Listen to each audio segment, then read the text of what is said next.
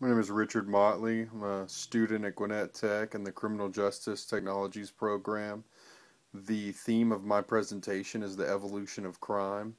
The three TED Talks that I watched dealt with different forms of crime that have evolved as computers and technology has evolved, um, ways that the criminals have used technology in their advantage, and how we can go one of two ways in the thought of how we're going to allow this to affect our future. Are we going to combat it and meet it head on, or are we going to pretend it's not happening and allow the criminals and terrorists to use all of these technologies to their advantage?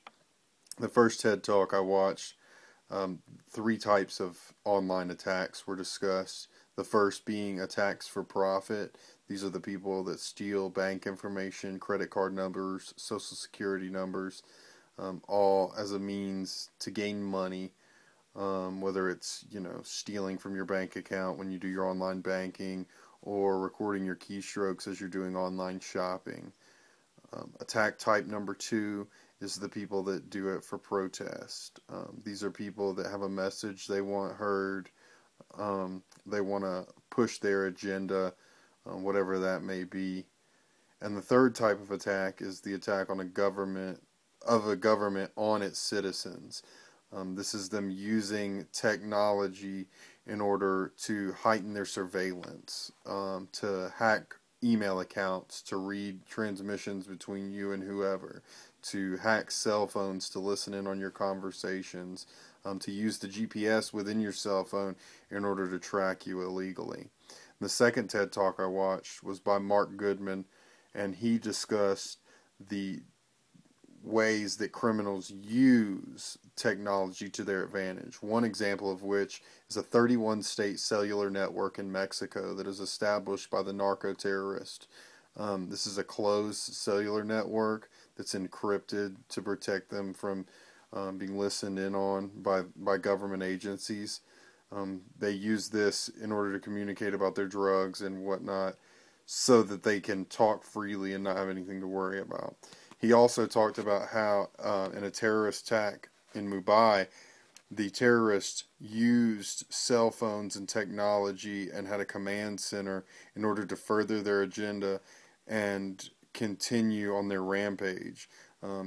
States that 10 men brought a city of 20 million to a standstill, along with a greater part of the world that was also in tune to this attack that was going on. He states that, the more open we are on the internet with our information, the more vulnerable we are. He also talked about 3D printers and how they are now at a point where guns can be printed on 3D printers, silencers, magazines. So in places like England that have extremely strict gun laws, or Mexico where guns are illegal, you don't need to bring a gun in anymore. You just have to have the 3D printer and you can make your own gun. It's really just, it's scary in the fact that the technology is moving in that way, and not that everybody is going to use that technology for illicit purposes, but there are people out there that will. Just like people have taken advantage of the fact that people put their information on the internet. There are most of us that do the right thing and don't break those boundaries, but then there are the hackers that take advantage of that. And that's what we have to be conscious of. And in the third video, there was a talk of the evolution of computer viruses, how the first computer virus that was ever found on a PC was the Brain.A virus, and it was found in 1986, and how through the past 25 years an evolution has come across and viruses have changed.